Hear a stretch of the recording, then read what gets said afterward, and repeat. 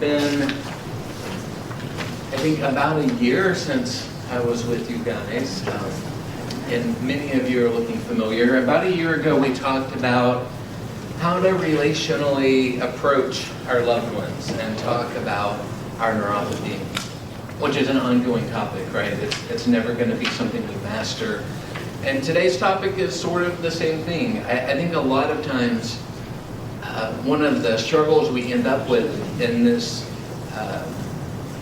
continual battle to embrace chronic illness is we can think of it as something we conquer. You know, we get to a place where I've dealt with that, it's over, and I should be prepared for whatever happens. And hopefully, while still giving you hope and letting you remain somewhat optimistic about life, I want to crush all of those dreams in you. And because the only way we're really going to be able to emotionally manage something that's chronic is if we allow it to be chronic. And when something's chronic, it's not something we overcome at one period of time. We have to be prepared to embrace it as it changes. And we have seasons where we're celebrating, followed right by a new season of grief. You know, it's something we used to be able to do easily is now hard. Or just like for me, I just came off another hard surgery this summer. And I really appreciate Nancy's lovely introduction. But right now that glass is not looking too full at all. I kicked the glass over pretty hard. I don't want to talk about the glass anymore. And if you ask anyone who lives with me, you will see that I've been in a bit of a struggle today. This week, today, and the months most recently, since one of the reasons I haven't seen Nancy in a while. So when we talk about these phases in a little bit, I'm going to walk you through how that has impacted me. What does it look like for me as I have to go back and redo things as well. Let me tell you a little bit more about where I come from. I grew up in Northeast Texas. If any of you are familiar with Paris, the famous Paris, Texas. I'm sure all of you have vacationed there, right? It's a lovely tourist destination. Not at all. And I grew up very much in a rural place. You know, Paris was considered a town. Where I lived, there were no towns.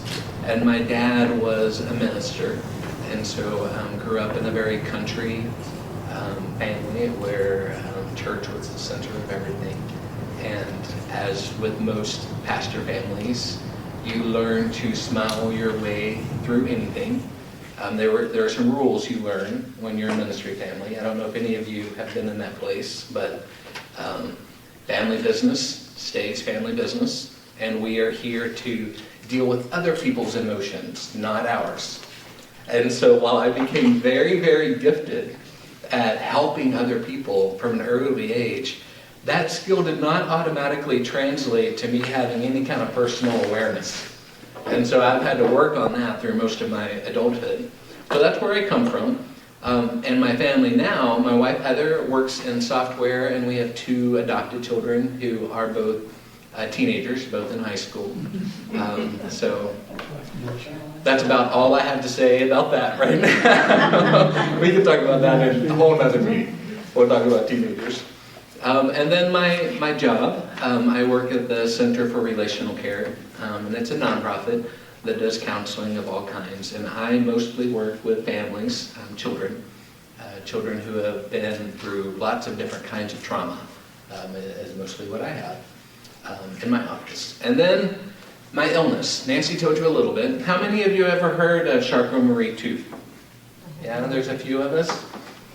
So it's under the category of muscular dystrophy illnesses, though it's not all that similar to a lot of the muscular dystrophy. Probably a lot of you have struggles that affect myelin, since neuropathy is very related to myelin deficiencies. That's what CMT does. It erodes the myelin on your nerves, which causes it to lose conductivity. I was diagnosed when I was really, really young, and so I've had this knowledge my whole life. Believe it or not, I say to people, that gives you a leg up. I think it's harder to come into an affliction as an adult than it is a kid. When you embrace it as a child, even though I would have loved to have not had it, right? You grow up learning to adapt. It becomes a part of your identity a lot earlier. And the adults I work with, I think there's more to grieve. There's more lost. For me, grief is more imaginary. Maybe what could have been, but it's not something I ever actually had.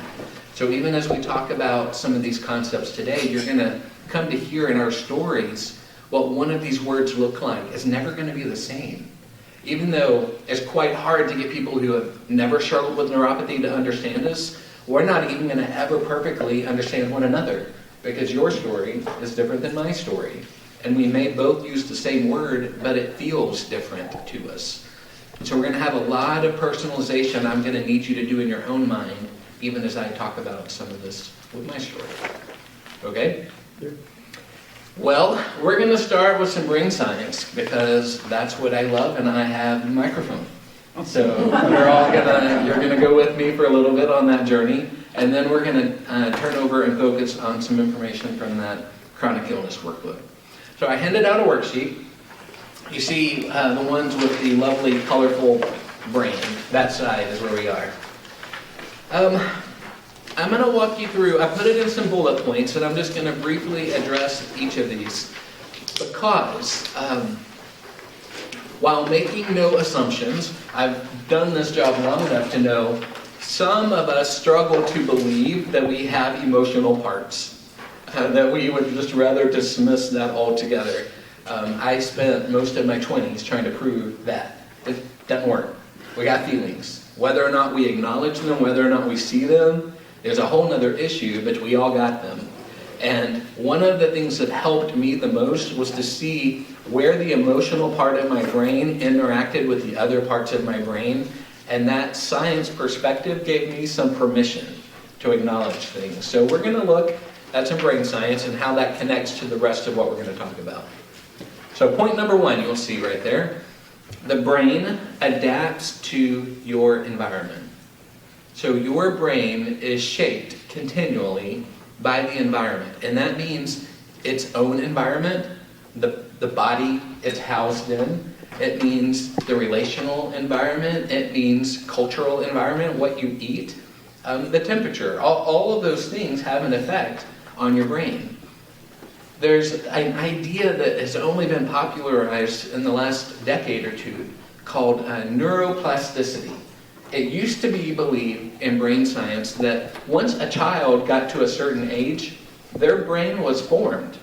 It was pretty well set for the rest of their lives. And a little bit of healing was going to be really hard for a child that had had an early life deprivation. I don't have one of those. You don't have one of these? No. Thank you, Tish. I appreciate it.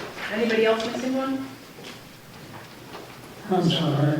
No, you advocated for your needs. See, he's ahead of the class. This is what we're talking about. Thank you very much. Well modeled, thank you. So neuroplasticity came onto the scene and said, your brain is never fully developed. It is plastic. It is molded by the environment. Now, obviously, as we get older, it's a little harder to mold the brain. It's not as easy as it used to be, but it's still plastic. And that's really good news, and it's kind of scary. The good news, the children I work with, some of them, guys, come from stories that most of us just don't even want to imagine, right? I have some little ones adopted from the foster care system that I work with, and in countries like Ethiopia and Bulgaria, and the things that they remember, the things they've seen, the murders, the abuse, it's unspeakable. And how lovely is it to know that the way that their brains have been shaped by those environments can be reshaped by a new, nurturing, loving environment. That gives us hope, right? It makes me feel good. It makes me feel that my job actually might make a difference. But there's a downside, because if our brain can be shaped continually by good things, what does that tell us? The bad things are also going to have some effect on us. And so from a neurotransmitter level all the way to a brain function level, the things that happen to us negatively, if we don't mitigate them, will have some long-term effect on a neurological level. I'm going to show you how in just a little bit. The second part, The parts of the brain that help you survive can also eventually cause you harm. You see that purple brain there? There's a little part right in the middle that's shaded red. It's called the amygdala. It's a tiny little part. It's located deep in the limbic region of the brain. And the amygdala has a few jobs, but the one it's most famous for is it turns on the fight, flight, or freeze response for humans. So if a bear were to get loose in this room, the amygdalas would light up like crazy. Some of us would fight it. That would not be my instinct. I'm hoping there are some of you that would have an amygdala fight response. Some of us would flee, the flight part, be running through walls if needed. Some of us would freeze, meaning just in terror, not even be able to act. That's your amygdala turning on in response to dangerous stimuli. And that part of the brain is wonderful and protective, and it keeps us alive. I was on a walk, it's been a few years ago. It was right in my neighborhood park, and I had a cousin who's a little older than me that was down visiting, and my daughter, who at that time would have been probably 14. The three of us were going to meet the rest of the family who were already at the pool. And as we get about halfway through the grassy part of the park, I see a snake moving rather rapidly through the grass. And I say only one word: snake. I've seen many, many snakes. The part of the world I grew up in, I hated them every time, but I'm not surprised by them. Well, there were three really distinct reactions among our trio as we encountered the snake. My cousin, who is normally the loudest person I've ever met in my life, froze. She went totally quiet, locked, couldn't move, couldn't talk. It was kind of nice for a minute. Just for a moment, it was a nice reprieve. My daughter, who is normally quiet, she is a very mild-mannered girl, went running like a madwoman, flapping her arms as she just went in a circle. And it was the first time I thought flight might be literal. Like, I think she believed she could have taken off. But she was not doing anything logical, but she was running. Whereas I was the one who went and scared the snake away. Not in my instinct at all to do. That is not my nature. The last time there was a snake in my yard, I told my wife either it would leave or she could take care of it, but I was fine with either option. That was not going to be any other response for me. But in confronted in the moment, I had a bit of a fight response.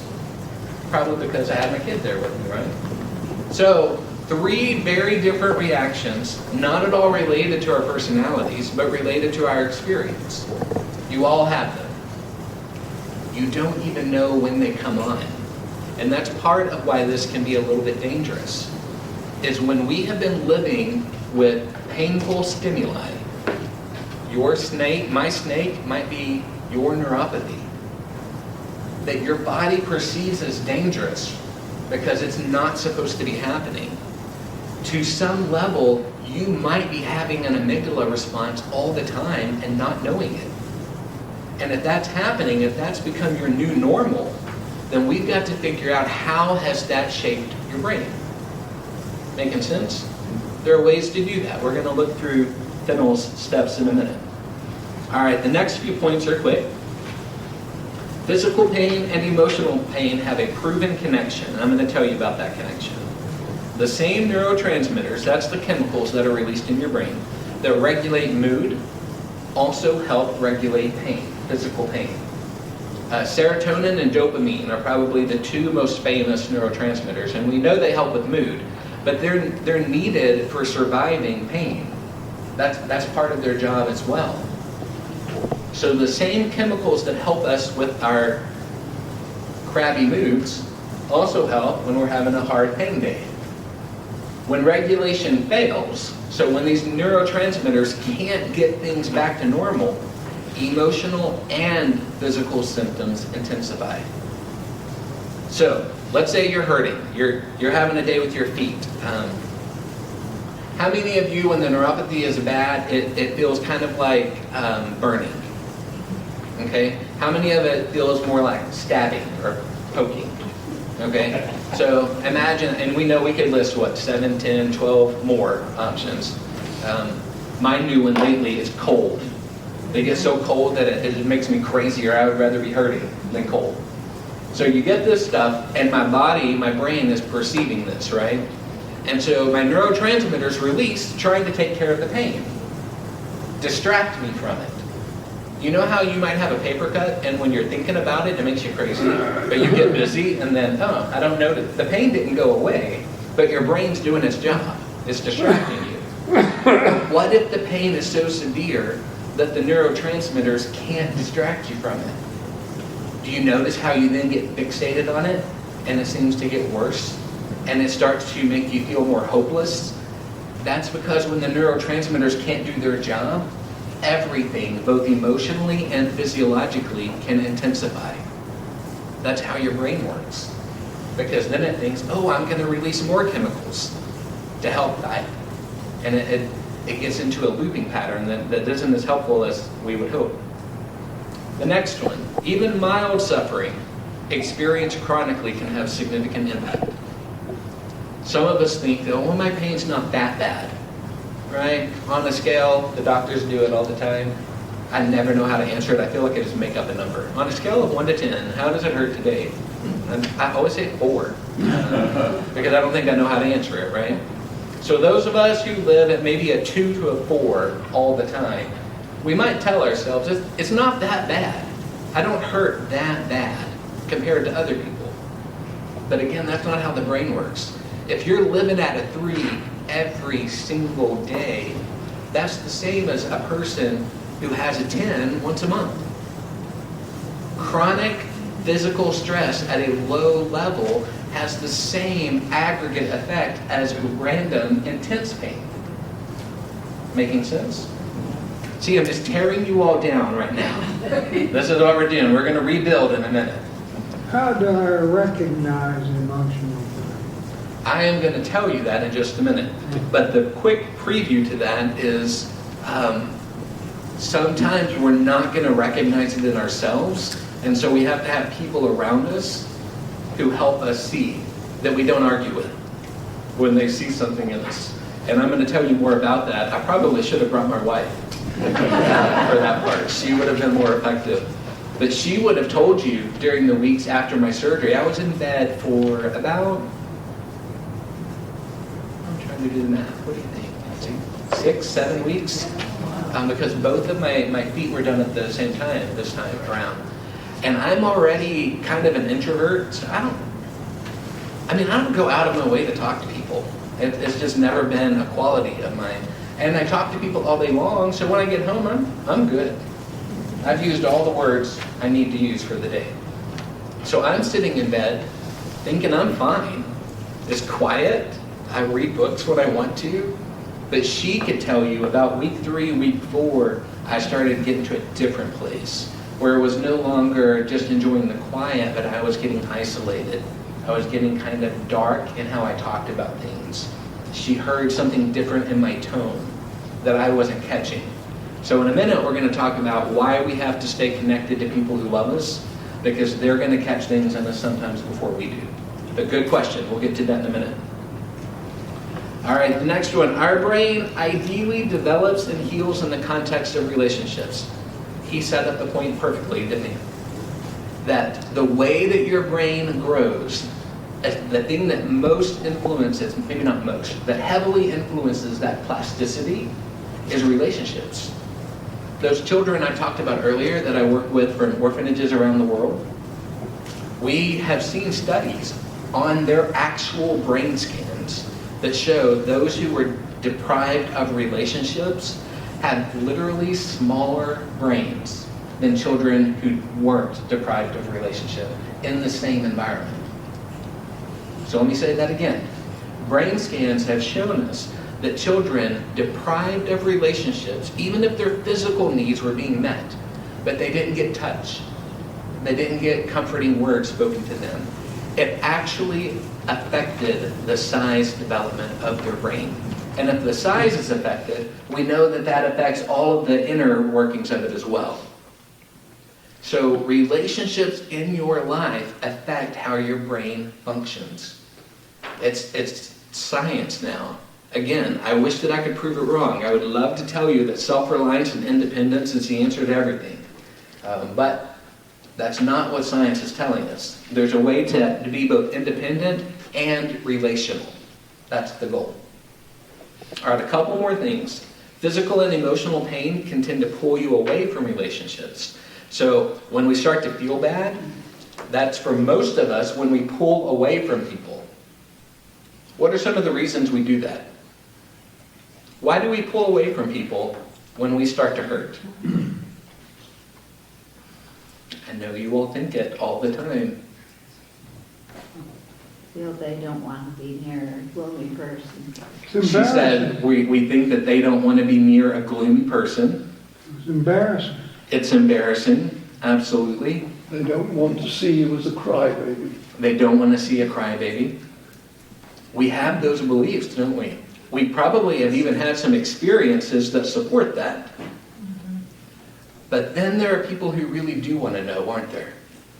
There are some people who really do want to care, even as just the people in this room. People who get it a little more closely. We've got to have those people. When we start to pull away from relationships, we are not helping our physical symptoms. So we have to have some relationships where we can land. Okay? And then a couple more points, and then we'll get to the good news. It's coming. Like we are just a point or two away. Dealing with chronic illness without the support of safe relationships may be a losing battle. I have found this to be true personally and professionally. So I am speaking now both as a sufferer of chronic illness and as someone who professionally works with people in an emotional capacity. When you pull away from relationships that are safe, it is going to be almost impossible for you to notice any positive improvement in your physical health. Because even when positive changes are happening, the way that our brain takes in that information is through the processing of it with somebody else. And it doesn't mean I have to spend an hour describing it to you. It might be as simple as, I'm having a good day today. I'm feeling better. And someone smiles at me. That closes a loop, neurologically speaking. And it allows that to be cemented in my head. I've got to have relationships, or even the physical improvement I have isn't going to get me very far. Now down at the bottom, there's a little chart of what's happening in the brain. You see on the left that little box that says thalamus. That's the part of the brain that receives sensory input. So when we hear something, when we smell something, when we touch something, it's being processed through the thalamus. All the regions of the thalamus, which include the hypothalamus and some other things. So that part of our brain is taking in information. And then it's trying to figure out, what do we do with that information? If it's not threatening, it moves through some processes that moves it to the cortical region of our brain. Right up here is called the prefrontal cortex. And that's where a lot of our heavy thinking happens. And so if some information comes in and it's not coded as threatening, it moves on and processes all through your thinking brain, integrated with your feeling brain. All of that happens rather fluidly. But do you see where there's an option of a hard right turn from the thalamus? Whenever something is perceived as threatening, it moves into the amygdala, like I told you earlier. The amygdala is there so that we don't get lost in processing immediate information in a complex way. If that bear came in here that we talked about earlier, and I really don't know why I always go to bears. I will process that. Next time I'm with you, I will have an explanation for my phobia of bears. But if a bear did come in, we don't want our prefrontal cortex to be in charge of that information. Because it would say, I wonder what kind of bear that is. Let's make a list. What are the categories of bears that there could be? Well, it's brown, so it's not a polar bear. That's not what needs to happen, right? We don't want that part of our brain. And that's what would have happened if the information went straight on through to the cortical region. But it makes a hard right turn because our experience tells us bear equals danger. Amygdala jumps into action and it decides what to do with that information. Well, that's good for the one-time bear experience. But when we're hurting every day and our amygdala comes online, what happens is that loop becomes closed eventually. And we get weakness in the part of the brain known as the hippocampus. The hippocampus moves from the amygdala to the rest of the brain and accesses memory. And so even if something dangerous comes through, if I'm, for example, not sitting here, but I'm at a zoo, and I see a bear, that should be threatening. My hippocampus comes on and goes, oh, but look at the bars. And your experience tells you even dangerous noises from behind bars is all right. And it moves on through. Well, whenever physical pain is causing that amygdala to come online stronger and stronger, your hippocampus gets weaker and weaker. And we are no longer going from physical pain into the rest of our brain that tells us how to handle it. That says, you know what, you do hurt, but the other day when you had a meeting with your friend and you told him about it, you left there still hurting but feeling more hopeful. Maybe you should do that again. Or, you know what, you should remember to tell your doctor about that. That's a new symptom. We need our hippocampus for that. And how many times have you been sitting in a doctor's office and you can't remember anything to tell them? Because we're living in an amygdala cycle we're in there, and it's all about urgent. And we've got to consciously move through the latter phases of dealing with our illness in order to get out of the crisis stage. Because everything I've described here is if we're living in a brain that's seeing our illness as a crisis. So are we sufficiently motivated to move past that? Can we now resolve our crisis? All right? So go flip your page over. Here's where the good news comes. You did a good job. So, Patricia, I think is her first name. She's written this wonderful workbook, and it has a ton of information for you. And I'm not going to lie, when I was trying to boil it down to one chart, I had to cut out quite a bit of helpful information. And at times, some of the things that are here are probably not even so much from her. Because in order to synthesize 20 pages at once, I had to just put my own Marshall twist on it. So you'll see at the top, it says based on film. Because while it's her wording, some of these things, I don't know if we sat her down and interviewed her that she would fully endorse. So read the book on your own in addition to this to make sure you process the long version of it. But I wrote a little intro there, and it says, in order to move forward after the onset of a chronic illness like neuropathy, patients can benefit from knowing the phases ahead. This allows the process of growth needed for coping to be clearly defined. She intentionally called these 4 phases instead of cycles or stages or anything like that, because a stage often means what? Yeah, we finished the one before it, right? And that's not how our illnesses work. Or a cycle means we're definitely going to go back through it. A phase says sometimes we move through it and we're done forever. Sometimes we move through it and we go back through it later on. So she chose that word very intentionally. And I've been previewing for you the crisis phase. You see that top row says characteristics of all of the phases. And then the bottom row are some of the interventions you can do to move yourself out of that phase. And so we're going to walk through these rather quickly and then do a little bit of practice at the end. So as I will summarize, the crisis phase, we've been previewing that. There's a sense of urgency. Maybe you just started having symptoms and you may not even have a diagnosis. Some of us have symptoms forever and never have a diagnosis. I don't know if that has happened to any of you. But it might come with a diagnosis and it might come with the onset of symptoms. But something has happened and we have this urgency. And we feel helpless.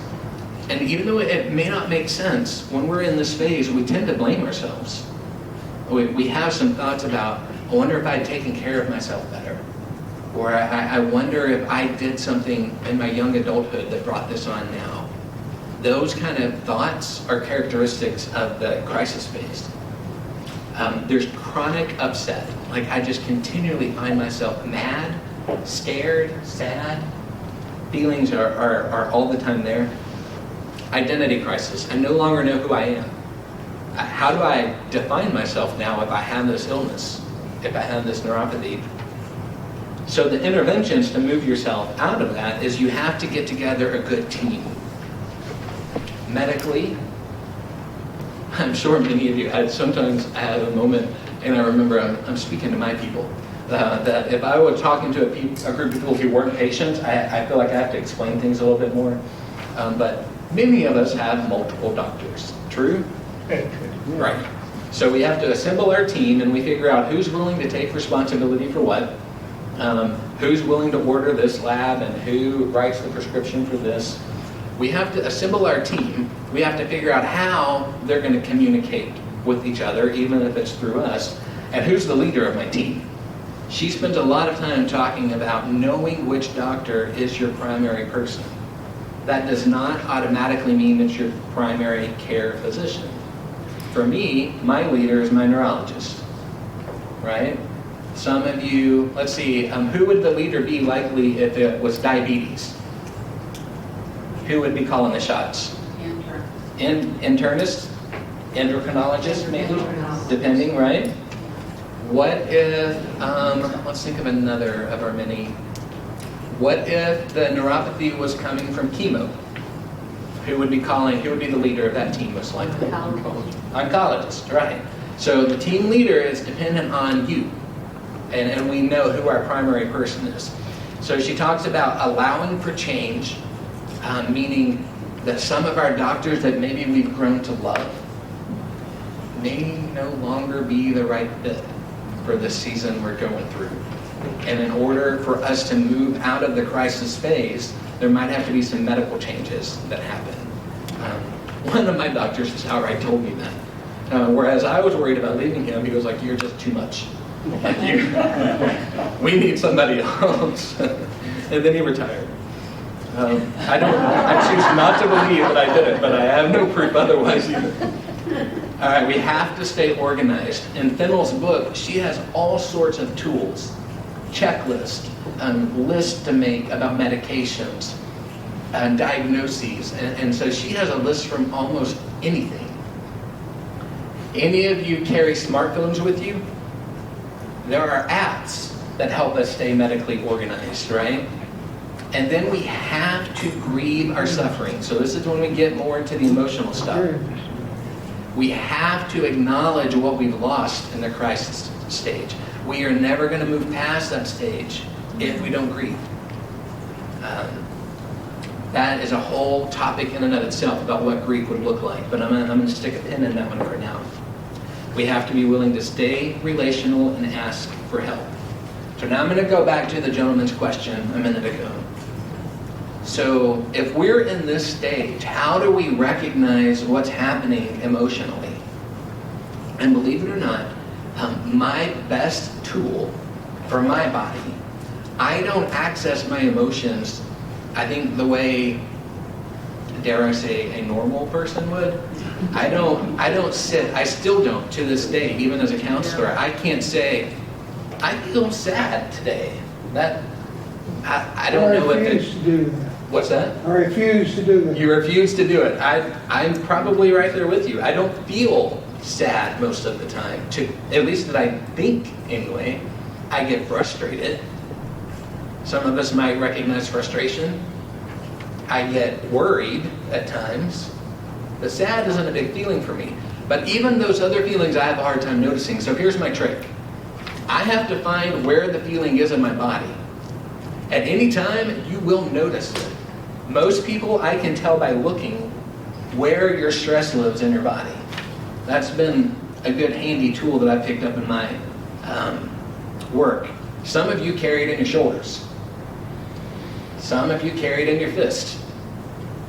I notice a lot of my neuropathy patients who come to see me, as if the hands have started to develop neuropathy, not only are they getting close-fisted because of the neuropathy, but they're mad about it when we're talking, and I see their fists getting stronger. I can notice in someone's body where the emotion is coming. And then if I can get myself to notice what's happening in my body, I got two things. One, I can notice medically what might be needed, and I can get closer to a feeling. I don't always get it exactly right, and even as a professional, I'll tell you, I don't think any of us ever actually know what we're feeling perfectly. It's too inexact. But can you say, I have a feeling, and I don't like it? If we can get that close sometimes, then we're making some progress. That's what's needed to move to the next stage. What's going to keep you in the crisis stage is if we just keep pretending we don't have any feelings. When we have something, I don't know what it is. It doesn't mean it's huge. It doesn't mean it's terrible. But you have some reaction from time to time. Is that fair? Also, because I'm a preacher's kid, I'm completely comfortable with confrontation. So if at any point someone's not happy with what they're hearing, it is not going to rock my boat. All right, stabilization. I saw a lot of smiling wives right then. I think some husbands might be getting this talk later on if they're not here. Stabilization, that's phase number 2. Here are some of the characteristics. We are moving out of the crisis phase and feeling more stabilized if we feel a return to a sense of control. Not perfect control, but the world is no longer spinning out. We're not fearful. We're not thinking that all is lost. So some control has returned. We are actively seeking resources. And so that's the opposite of being helpless, right? We're no longer frozen and thinking there's nothing to do. We are seeking out different options. The fact that you guys come to this group consistently, and you're coming here to hear resources and to connect with one another, it would lend me to believe that most of you have moved out of the crisis phase because you would not be actively seeking resources. Now again, you might have a setback, right? We might have new issues that come that push us back to crisis phase. But the great thing about that plastic brain is if it has moved from crisis to stabilization before, it knows how to do it again. It gets easier and easier as we go back. All right, some other characteristics. Acceptance begins. So it's not necessarily that we are fully accepting. I'm not really sure that ever perfectly happens. I don't know. To differing degrees. I can remember moments in my life where I noticed acceptance. I'm going to describe one and see if you can mentally picture one. But I was working right out of graduate school when I first got my master's degree for counseling. My first job was at a children's home, and it was trial by fire. These kids were 10 times smarter than me, and they knew how to work a system. And I was this naive kid from Northeast Texas. And they were pulling things on me left and right. And they had an ability to pin one adult against another adult and then just spin a cycle out of crazy. And they weren't doing this out of meanness. This was their self-protection. They had lived in that amygdala for so long, knowing that adults were dangerous, so they just kept adults off balance all the time. And I was easy prey. They smelled my 23-year-old self coming a mile away. So one day, this kid had a moment with me. It was one of my first moments of seeing real counseling happening. And I was walking him back to his house. And I said, hey, there was some tall grass coming. I said, I need to scoot around to the sidewalk. I have some trouble walking in that grass. And he goes, why? So I was telling him about my illness on the way. And he had a moment and he stopped and said, you know what? That's why you understand our pain. And I had a moment of acceptance. I just felt it. It just kind of felt spiritual. It felt lovely, and it felt redemptive. Like this pain can be used in some way. And I don't think it was a full acceptance, but I felt a moment of acceptance beginning. You've all had some moments like that, I'm sure. We need to remember them. They're markers. You keep them with you. So acceptance begins in this phase. Your thoughts will calm down. No longer are you believing the end is near.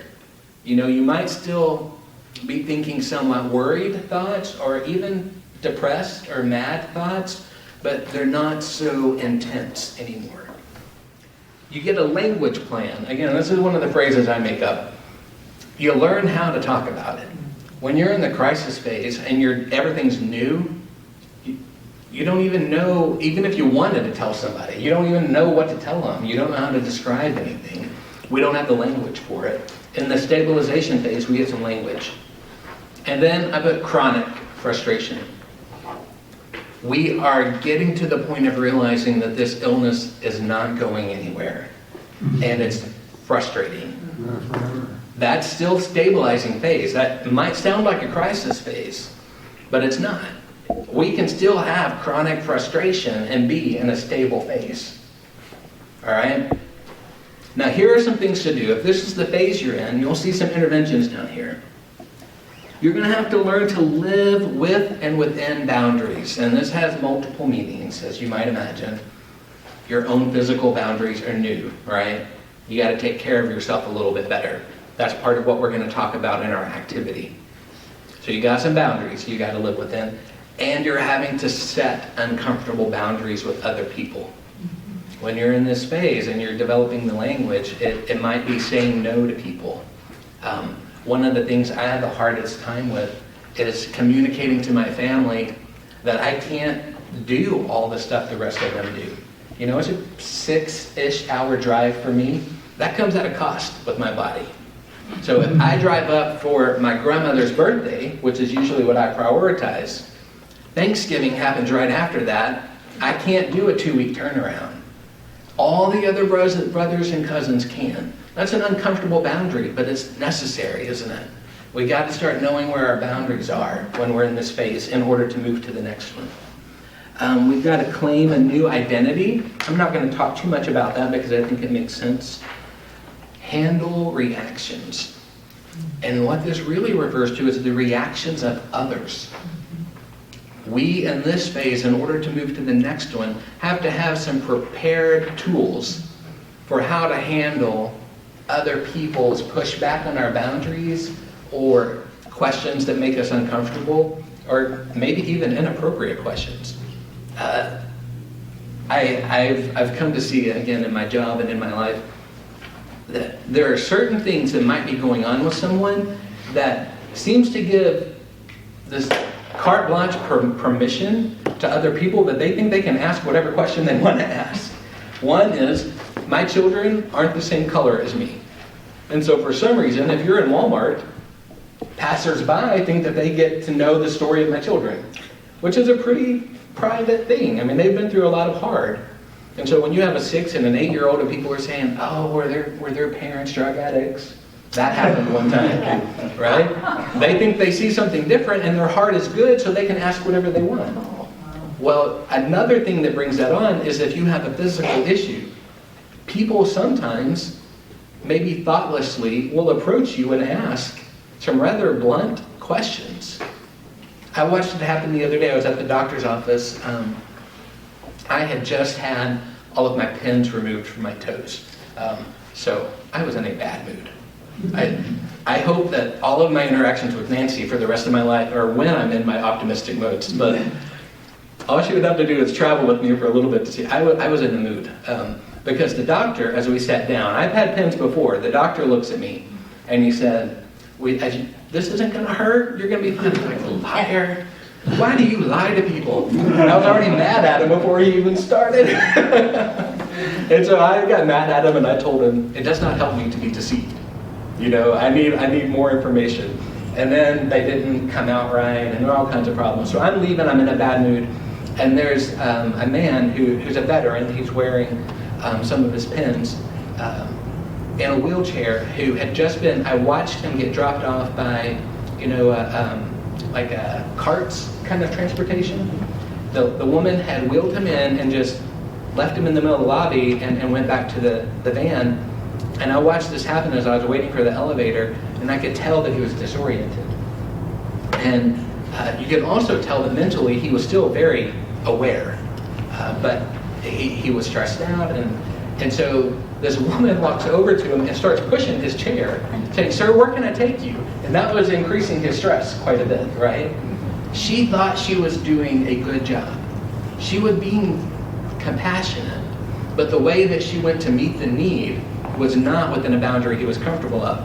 And I watched him very appropriately say, "Ma'am, I don't like this. I don't like you taking me anywhere." And she got kind of huffy with him and walked away. So I went over and I just kneeled down and I said, "Sir, how could I help you?" And he said, "Here's the address. I think I'm in the wrong building."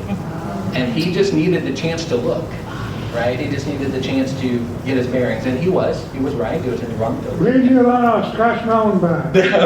Well, that's how he handled her, but he handled me differently when I approached him respectfully and asked if he needed it. And he said he did. But he did not like her taking over. He didn't want that. He wanted a say-so, and I said, "Well, what do you want me to do?" And he said, "Get me to a phone," and we got him to a phone. And he said, "Yeah, you're fine, thank you. Go ahead." And so I left. But yeah, when we get approached in a way that's outside of our boundary, we have to come up with a way to handle people. And we need a way to handle them somewhat sternly, but also in a way that doesn't send us into further negative emotion. If after that interaction, if I'm still bubbling and mad, then however I handled it probably wasn't ideal. I want to handle it sternly, but I want to be done with it. I never had that idea. I bet you're not giving yourself enough credit. You and I, we'll talk later. I'll find an example at some point in your life. All right, here are a couple other things. We want to be doing these things in the stabilization phase. Exploring new treatments. This is what will move you out of stabilization. I think this is a strong one that will move you more into resolution when you become open-minded to some things you might not have been previously willing to try. I watched, and Nancy might remember this meeting, at one of my meetings that I was leading in Northwest, an acupuncturist came in, and it was the first time this group had an acupuncturist. And there were some skeptics in the room, a lot of skeptics. One of them was a sweet woman, and she was talking to me, and she was like, "I don't think this would be for me." I was like, "Well, it's your choice." Well, she decided to have her daughter take her in. And then, do you remember this? A month, 2 months later, the change in her was evident. And it wasn't just physically she was feeling better, but her willingness to try something new, you saw a confidence come out in her. She was proud of herself.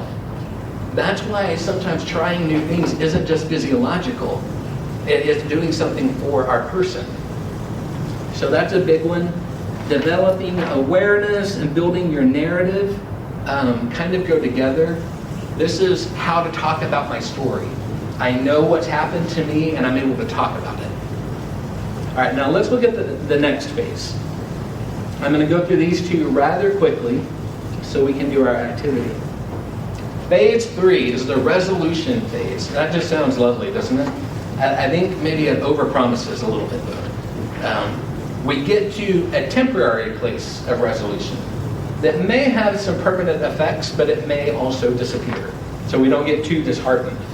And so in the resolution phase, you have these characteristics. You're more accepting of the chronicity of your illness. It's not surprising you anymore. You're less frustrated. You're less doctor dependent. You've become educated. You know more about your own body. You're less illness focused. You're not just making decisions in your life anymore about your illness. It's only one part of you. I think this next one is maybe one of the hardest parts of being a grown-up. I said this to a kid this morning. She's 12, and she was talking about this idea of ambiguity, not knowing how things are going to turn out, and accepting that there are multiple paths that could happen. Being able to tolerate that being chronically ill is very ambiguous, and I don't know what my days are going to be like. There's a big part of this phase. Then here are some of the things we can do to move us more into that next phase. Advocate for self, we've talked about. Making meaning. This is a very existential part. Making meaning is, like I mentioned earlier, with that moment of acceptance I had, where that young man said to me, "Oh, you get me so easily because you know pain." Not only did that help me accept it, but it gave a new color to my illness. I'm not going to deceive you. If my fairy godmother came down and said, hey, I could take this away from you. I'm not keeping it. I'm not going to hold on to it so that I can get more meaning opportunities. But while I have it, am I looking for an opportunity for it to mean something other than illness? Is it teaching me something? That's a big one. See my symptom cycles, so I'm more aware of my loops that are happening in my symptoms. I'm willing to revisit grief. I love that she said this, that grieving isn't just a part of that phase one, that the grief stays, and we're working through that. And then down that bottom one, the last two, of course, here's a counselor saying, embrace counseling. If you need it, go. We're not scary. We're not even, well, some of us are quite weird. I'm not going to lie to you. I have some coworkers that I would find odd to talk to, but they have a niche for some people. Other people need a more relaxed person. If you need a counselor to help with your grief, get one. Don't be ashamed about it. But the last one, this is what we're going to practice in a minute. Find your metaphor. So if we can't talk about feelings easily, or if it just becomes this thing where we don't want to tire out the people around us, there's a metaphor that we can use to communicate with our loved ones about how we're feeling without always having to be so needy feeling. And that's what I'm going to tell you in just a minute. All right, last phase is integration. At the integration phase, it's pretty straightforward. We know the phases well. We're familiar with all of them. We remember crisis. We remember stabilization and resolution. We see the patterns. We have new roles in our life based on our new self. So I've adjusted my roles. I'm in my office. I'm continually doing that. I'm adjusting my hours. As I'm post-surgery, I'm figuring out the mornings are hard for me. Getting shoes on in the morning is hard, and it's taking me a little extra time. So I had to tell my boss, I need to start an hour later in the day. So we have to adjust expectations sometimes too as we have a new role. Our life feels full again. When we're in the other stages, all we're aware of is what our illness has taken from us. And now we're to a place of where our illness is still part of us, but it doesn't feel like it's taken everything. We're still able to feel full. And we're prepared for when the inevitable crisis comes again. That's very, very key. To be integrated, we have to be aware that I might have a spell. I might fall. I'm sure some of us have had falls in here, right? I fell. Inevitable. Inevitable, it is. I fell with my pins in, trying to get to the bathroom. I'm not ready. I went to a crisis phase pretty fast. Expand our social life. Now we're willing to get back out there and connect with people. We have our care plan. We know what our medical care plan looks like. Increased bravery. She talks a lot about that, about feeling courageous. And y'all know the definition of courage. I'm sure you've heard. It's not the absence of fear, right? It's being afraid and being willing to go on anyway. So we're feeling more of that. It's not that, oh, I'm no longer worried. I'm going to have worries, but worry doesn't impact me like it used to. Maturity is setting in, and then I love this last one. There's a paradox that we have embraced, that I can be healthy and ill at the same time. That is amazing if you think about it. I can still be healthy overall and disabled. It's possible. I feel completely disabled most days. I have a handicap parking permit. I can't walk very far. That's my future too. But that's no longer the most important part of me.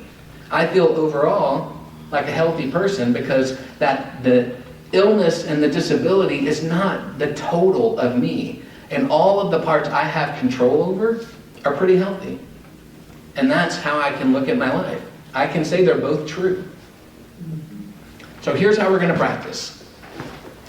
Some of you, this is probably going to be easy. Some of you are not going to like it. Again, I'm okay with that. It doesn't bother me at all. But it's going to be a metaphor that I'm going to teach you to communicate in. So I'm going to read this to you kind of as is, and then we're going to talk about it a little more specifically. The following is a visual aid for conceptualizing and communicating your needs and limitations to yourself and others. So I'm going to read this whole paragraph and then chat with you about it. Neuropathy is a confusing affliction with many causes and many manifestations. Sometimes the symptoms are consistent and they change daily at other times. When I don't feel up to trying to describe my struggles or feelings, I need a metaphor to help you understand where I am today. So imagine I am holding a handful of spoons. The number of spoons I'm holding represents the amount of energy I can afford to expend. Some spoons have to be saved for necessary activities, and some activities cost more spoons than others. I usually don't know ahead of time how many spoons I will have on a given day, but I can let you know when I do. I can also let you know how many spoons I need to keep in reserve for later use. It's hard for me to disappoint myself and others, but not running out of spoons is vital for my health. Thanks for understanding. So let me tell you all about the metaphor, then I'll tell you why we do it. For all of us in this room, even if we're in a caretaker role, you got a limited number of spoons. And for those of us with a chronic illness, if we run out of spoons, meaning if we overextend ourselves on a given day, a given week, the carryover consequences can be pretty severe. And so the best way for us to approach health is knowing how much energy I have to spend today. And to not stay hidden in my house or in my room. If I got 10 spoons, I should find a way to use my 10 spoons. But if I only have 10 spoons and going to the grocery store is going to cost me 5 of them, then I need to be able to say to my wife, that's probably going to cost me 5 spoons today. I only got 10. If that's what you would like, I'm okay with that. But I know you also wanted to go to dinner tonight. So I'll let you decide where you want the spoons to come from. And that way, we do this in my house, but even I have a couple, the way I found about this, there's a couple, I think they're in their early 60s that I work with sometimes, and one of them has an illness, and they don't like always saying, I feel broken today, I feel frustrated today, I feel sad today, I'm hurting today. And they said to me one day, here's something we've been doing. They had heard about it on social media somewhere, so that we're not always just talking about all of that in such emotionally laden terms. We don't have to know what we're feeling to talk about how many spoons we have, right? But if I wake up in a crabby mood, I have fewer spoons. That means I should probably be interacting with the general public a little bit less than I normally would, right? But if I'm doing okay today, I have more spoons. So as we wrap up this time, I'm going to have you guys practice this just for a minute. And I think what I'm going to do is have you just spend a moment thinking. I want you to be thinking about how many spoons did you wake up with today? Which means you got to be in touch with physically how were you feeling. Also emotionally, how were you doing? You don't have to have exact words, but it tells you about how many spoons you have. So let's say that on a normal day for me, I wake up with 10. Today I felt when I woke up, automatically, you know that first moment when you turn to get out of bed? I was like, not 10 today. Probably feeling already like 8. You know, there's something going on, I don't know exactly what. But I felt I had a fewer spoons, right? So guess what? We're ordering dinner tonight, no cooking from Dad, right? I used some spoons to come here with you lovely people. And so that means pizza for everyone, right? And so those are the choices that we make. I want you to spend a moment just trying to let yourself think like this. Just a minute or two.